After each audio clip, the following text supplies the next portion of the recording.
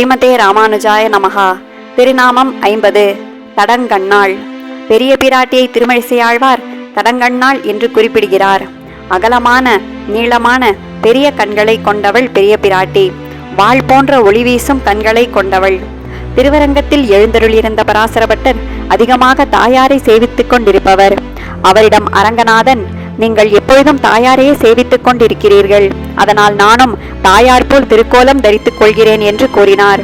அதேபோல் தாயாரின் ஆடை ஆபரணங்கள் அனைத்தையும் அணிந்து கொண்டார் அரங்கநாதன்.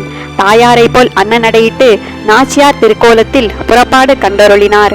பராசர பட்டரிடம், இப்போது சொல்லுங்கள், நானும் தாயாரை போன்று இருக்கிறேன் அல்லவா என்று கேட்டார்.